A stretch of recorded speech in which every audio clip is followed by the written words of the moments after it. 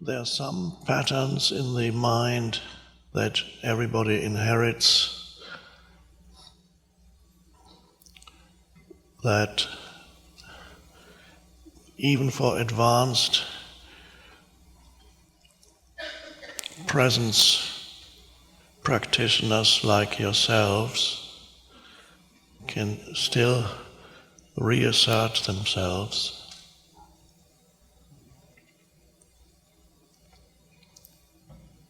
Because they are so normal.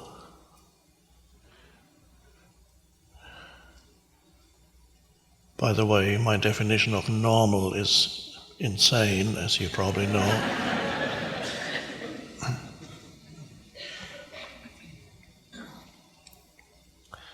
And you may be able to catch yourself many times during the day when one of these normal patterns reasserts itself. And of course, one of the most prevalent patterns is reducing the present moment to a means to an end.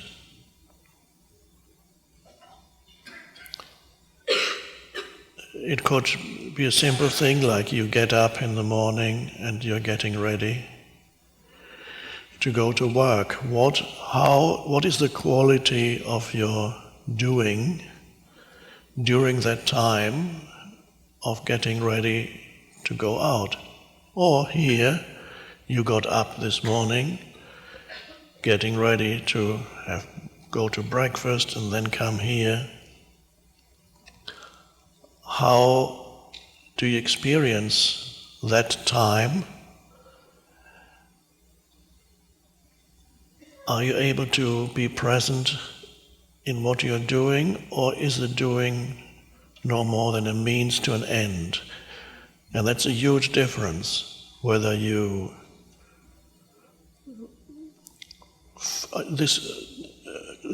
fold your pajama after and put it on your bed. Do you give it attention? Is it a pleasant thing to do? Do you acknowledge the being of this pajama and feel the texture and give it some loving attention and then you put it away? Or is it, what's the next thing and the next and the next? Because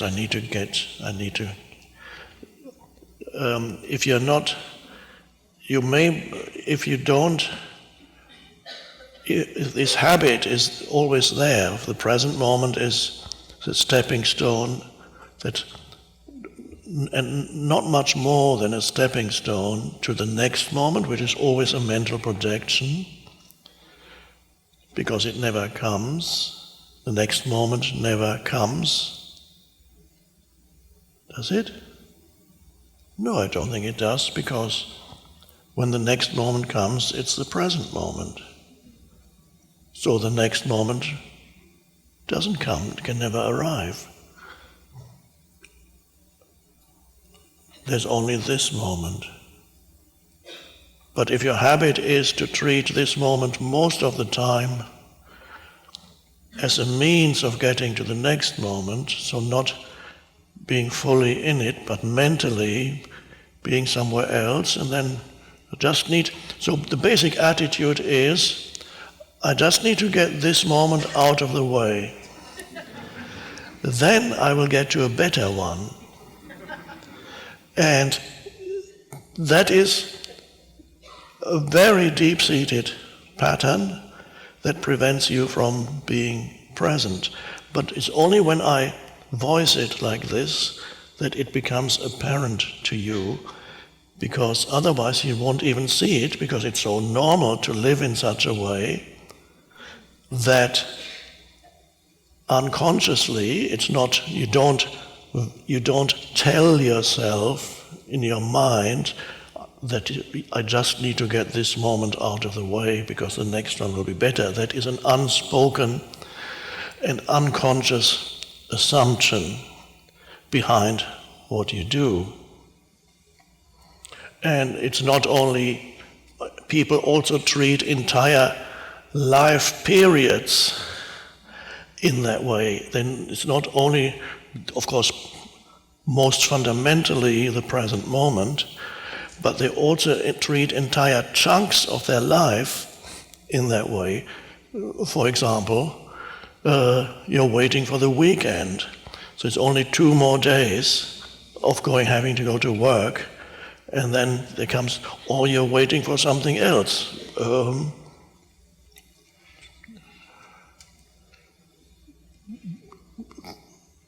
Getting a better job, finding the person who is going to make me happy.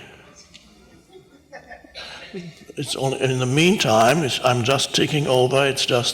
I'm just waiting for. What's the expression? I'm waiting for the big break or whatever. I'm waiting for the big thing to happen, and finally I can start living.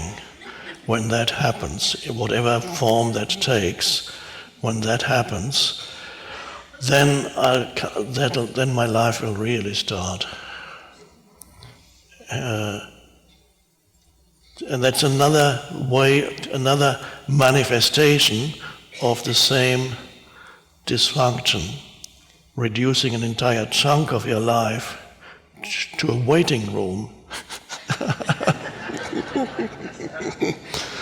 And so for many people, almost their entire life, with very brief episodes that are often connected to falling below thinking, with brief episodes of a little bit of relief, they live in a waiting room, and this somehow, I don't know if anybody remembers, it's probably not popular anymore. There used to be a genre in theatre that was called the theatre of the absurd.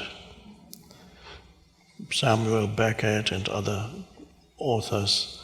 And often they showed, there was a famous play called Waiting for Godot, and there are 2 men waiting for this guy to arrive nobody knows who Godot is, but they spent the entire play, it's a theatre play, the entire play they're waiting. Godot, who knows, some critics say, well, Godot, Godot, they're waiting for God, but it's not that.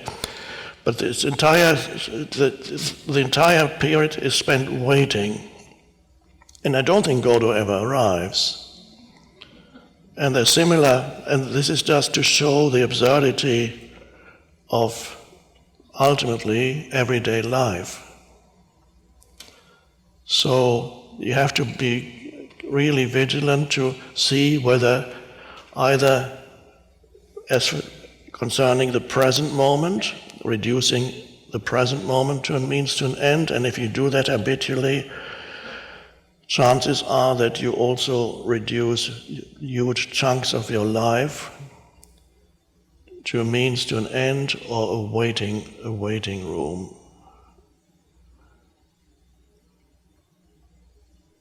And of course, sometimes life does get better.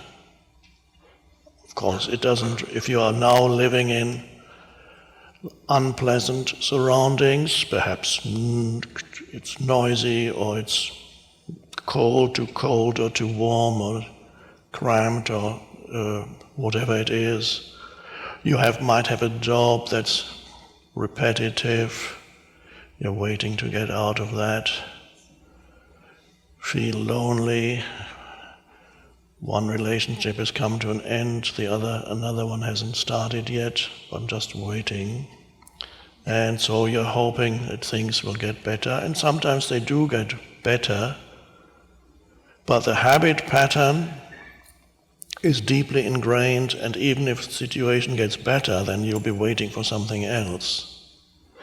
Because no situation can ever completely satisfy you. No person, no condition, no situation.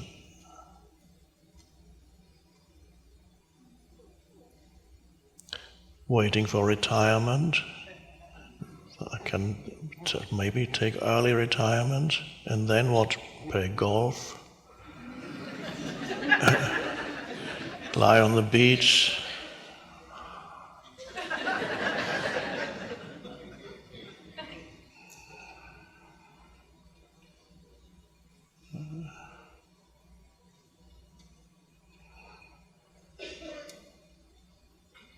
And many people are very disappointed when they retire and don't know what to do with themselves, and they lose their sense of identity, it was always a false sense of identity because it is derived from their function. But at least they had a false sense of identity, and now they don't have any, and they don't know the possibilities of human life.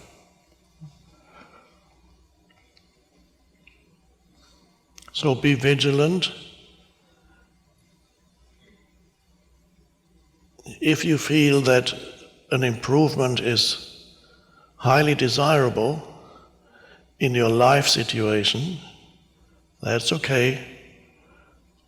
But it's much more likely to happen if you give more attention to the present moment rather than trying to get away from the present moment or denying it, always making it into a means to an end. If you give more your fullest attention to this moment, the so-called future is much more likely to improve. The so-called future, because there is no future. When it comes, it's the present moment. A little strange paradox, a different